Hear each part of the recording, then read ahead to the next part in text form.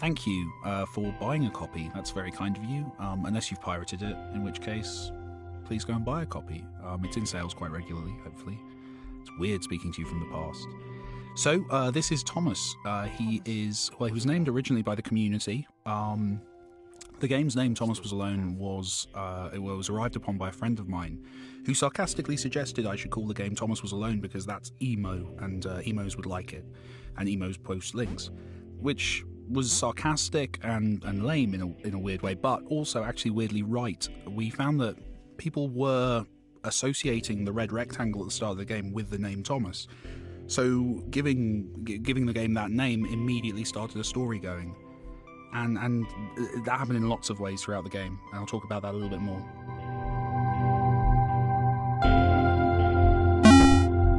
So this is step one, side-to-side movement. If you're a platforming game fan, it should not present too much of a challenge to you, but here it's really just about easing the player into the way the world works. Seeing gravity for the first time, understanding how falling feels, and then actually kind of talking about that in the voiceover to kind of have a bit of fun with it. It's also introducing the idea of a narrated story, and it's introducing Thomas, so we hopefully kind of do quite a few things here at the same time. It also does the job of setting up Thomas as an inquisitive character.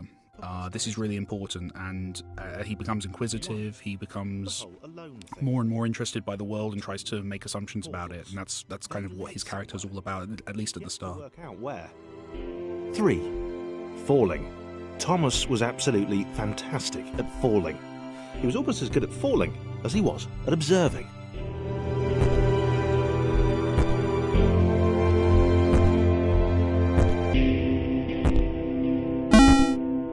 Jumping had to be right. It's kind of the main way you interact in this game, obviously.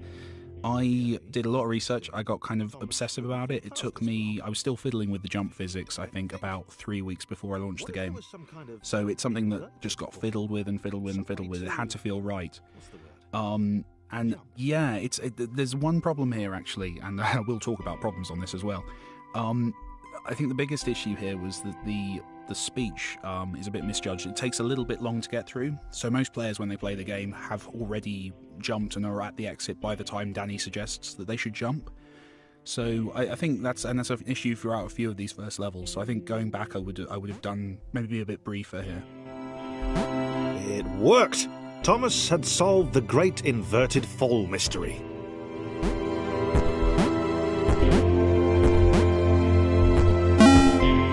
This is a challenging jump, so this is a jump where the player can fail at it. So there's a gap, but the whole point of this level is to introduce the idea of jump distance and the fact that you can fall from a jump, but hopefully in kind of a safe environment. So here you can't die, you can't lose. All you're going to do is keep doing it until you succeed. And it's kind of a little bit easier than it looks as well, so hopefully even if a player gets frustrated and just keeps clicking through it, they will actually eventually succeed. And the voiceover kind of calls attention to that in kind of a fun way as well, just to kind of reiterate that to the player. I played a lot of Uncharted before making this level, and it's kind of inspired by those kind of scripted moments in games. I didn't do as many in the game as I kind of expected to at the start. There's a few reasons for that, but I guess the main one was that once the players kind of, gets the mechanics in a good enough way, I didn't want to completely kind of overwhelm them with stuff that wasn't as interactive. But here it's cool because it sets up failure for the first time. It sets up what failure looks like, it sets up challenge, but it's not real. So you can't fail this map unless you run backwards. If you run forwards, the columns don't fall until you've actually left them, which hopefully kind of does the job of explaining that a little bit better.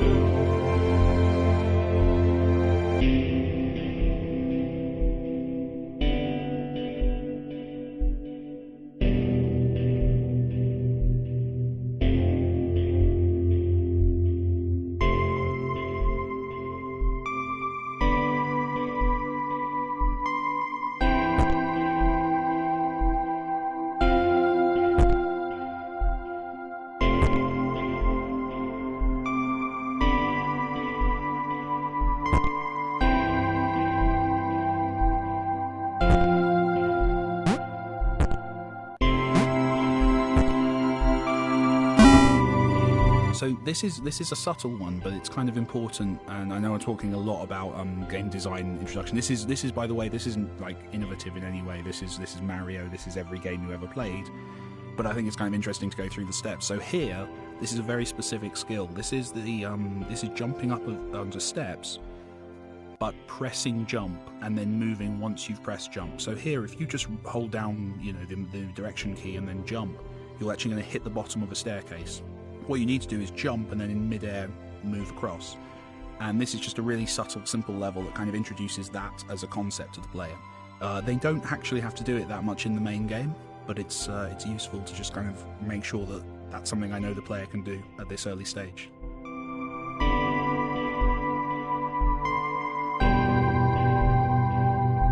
Thomas wondered whether the portals were actually taking him anywhere. He felt like he was making progress, but there wasn't really any way to know.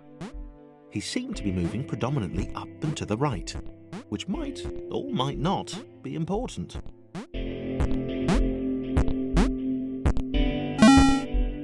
So here is we're extrapolating on precision.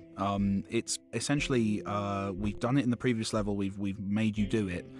And here we're kind of queuing up a few of those. So if you fail at one, you can actually force yourself to go back a couple of steps in the progress. This is kind of the first time we're challenging the player, which is important, but it's important as well that it's not overwhelming. It's still very early days. I haven't yet shown you the kind of the differentiating mechanic of Thomas. So it's again just kind of bringing players up to speed with stuff and starting to show them how a game would work in this space.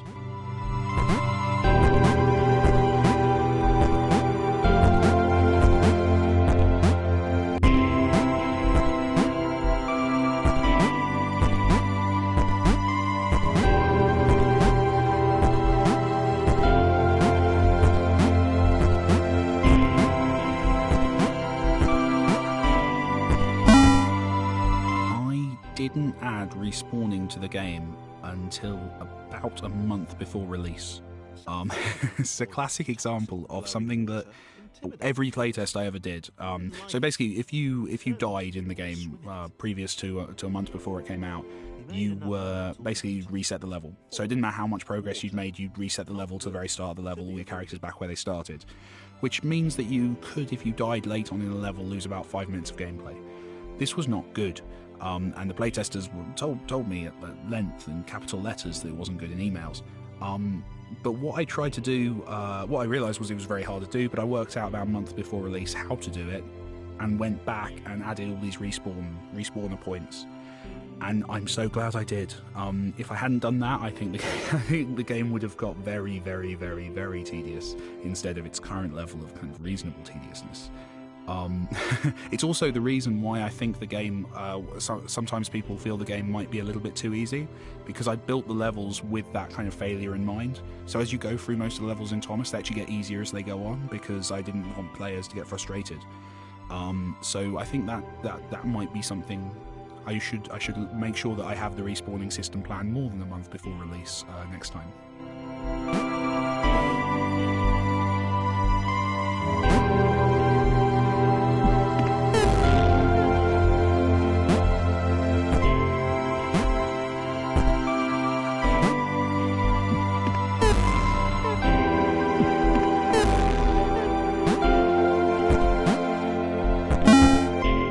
Lighting. It's a weird one, the lighting. I didn't have lighting at one stage. There wasn't light. Then it was sounding a bit biblical. But as it went on, I kind of added that in. Initially, I was doing them by hand for every level, and basically this procedural system kind of came out of laziness. I didn't want to do that anymore. And weirdly, as a side effect of that, it was cool, and the shadows moved and could be kind of related to placement of objects, placement of characters, and it was good. It's actually faked, because the game was made in free Unity. I didn't have any shadows within the game kind of proper, so what I did was they're kind of stretched rectangles. So I place a corner of the rectangle at each corner which the shadow's projecting from, and then kind of stretch them off into the distance. Any coder listening to this just lost all respect for me, because that's the most wasteful way you could possibly do this. But it kind of worked, and we just went with it. And it's one of the things that people seem to like. So yeah, Fortunately, it's rectangles, so I can be wasteful.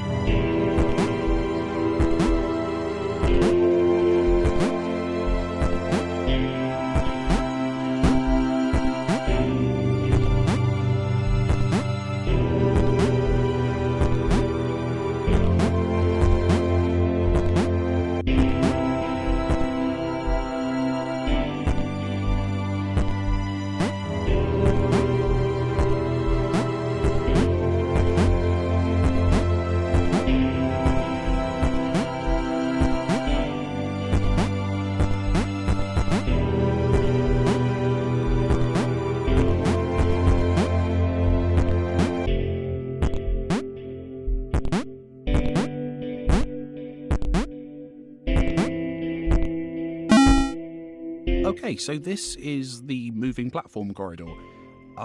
This was an attempt to bring in something that's going to become very important in a very short amount of time, the moving platforms. It's really hard to introduce moving platforms because moving platforms move, and that makes them challenging and makes them a kind of complex interaction. So what the corridor here allows me to do is introduce you to the idea that sometimes the ground moves, but in a way that doesn't actually kind of impact you too much and won't cause you, hopefully, to get too stressed out. People seem to like it. It's kind of a bouncy castle level. People tend to have fun as they move through it, which is quite cool. And yeah, it looks interesting, and hopefully it just kind of introduces the concept.